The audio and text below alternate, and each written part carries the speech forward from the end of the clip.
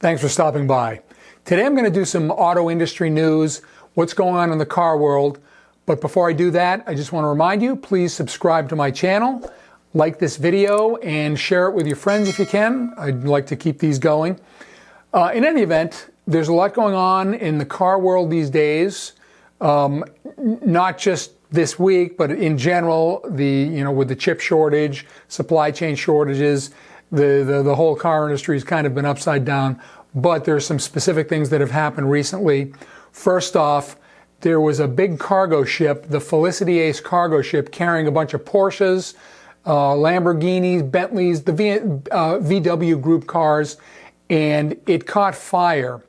And I think the reason it caught fire, mainly, I think there were some electric cars on board, the evil electric cars. I think the lithium-ion batteries may have caught fire. That's what they say. And the crew of 22 jumped ship, and it was burning for days. They sent some fire prevention ships there to try to put out the fire, and then they sent some tugboats to try to tow it back to safety and see how many of the cars they could salvage. Unfortunately, they hit rough waters and the ship went down. And we lost, among those on the ship, I think there were, again, approximately 4,000 VW Group vehicles. There were approximately 500 Volkswagens, approximately 1,900 Audis, 1,100 Porsches, 189 Bentleys, and 85 Lamborghinis.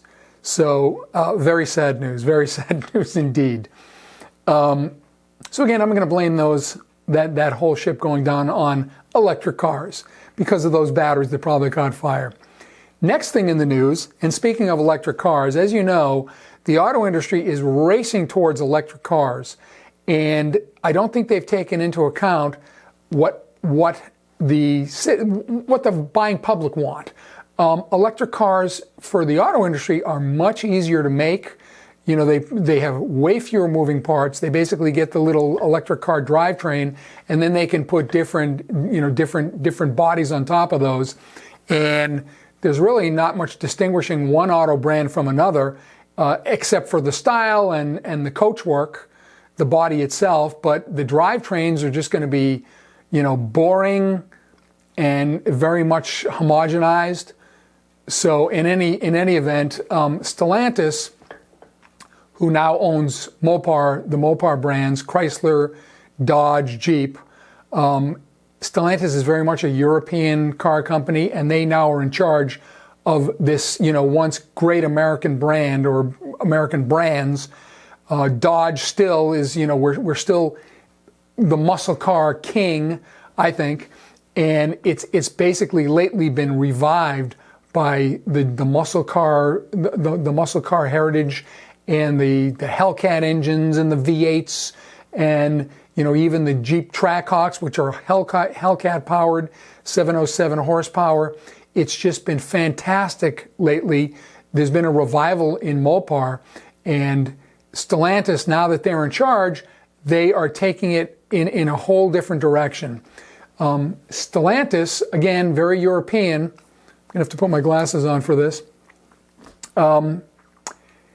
Stellantis CEO Carlos Tavares, who is Belgian, he's in Belgium, they have this new program called the Dare Forward 2030. So, quote from Carlos: "Dare Forward 2030 inspires us to become so much more than we've ever been. We are expanding our vision, breaking the limits, and embracing a new mindset. One that seeks to transform all facets of mobility for the benefit and betterment of our families, communities, and the society in which we operate." So they don't even consider themselves a car company anymore. They consider themselves, basically a mobility company. So it's a whole lot different from where Mopar was, where Dodge and Jeep and Chrysler and formerly Plymouth and so forth were. Stellantis will be the industry champion in climate change mitigation, becoming carbon net zero by 2038 with a 50% reduction by 2030, taking a leadership role in decarbonization, as well as a decisive step forward in the circular economy and that's their contribution to the sustainable future. As a part of leadership, he says, we are setting the course for 100% of sales in Europe and 50% of sales in the United States to be battery electric vehicles by the end of the decade, so within 8 years. And of course, battery electric, they're not hybrids, they're battery electric, pure electric vehicles. So very sad what's happening to Mopar thanks to the European owners, Stellantis. Meanwhile, Ford, and I've owned Fords in the past, I've really been a Mopar guy myself, but Ford, I think, is doing great things. It's still an American company. So over at Ford, CEO Jim Farley, and if you've seen him, he kind of looks like he's related to the late Chris Farley. I don't know, I'm just saying. Anyway, they're going in a whole different direction. They are splitting into two divisions. Instead of kind of just moving everything towards electric vehicles, Ford is going to split into two divisions. The Ford Model E division, which will be an electric car division, but they're keeping the internal combustion engine with the Ford Blue division. And that's a really great thing because they're not basically sacrificing the entire car company towards the quote electric future. They're keeping them two distinct types of vehicles. So I really think that's a great thing. And it's just fantastic to see that Ford, again, an American company, understands that internal combustion engines are part of our heritage as car people. We love them. They serve a purpose. In the past, internal combustion engines were dirtier than they are now, much dirtier.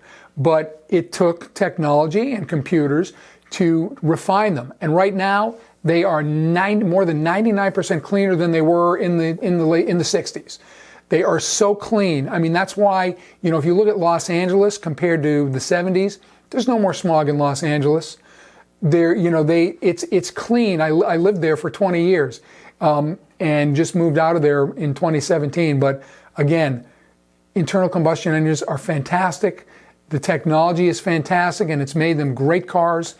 And Ford is doing a great thing by keeping the two divisions. They can still move forward with electric cars. There is a place for electric cars, but there are things that electric cars cannot do.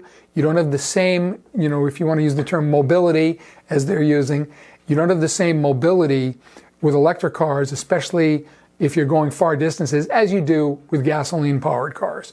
And there are so many other, other ways when you're using equipment. I know there's a new house going up across the street, and those things are going all day. That wouldn't work if they were electric. They would run out of power in no time, and then they'd have to sit around for hours to recharge. But this way, they're clean internal combustion engines. They can go all day. They just pour more fuel in the tank, and boom, they're all set. So in any event, that's kind of what's going on in the news this week.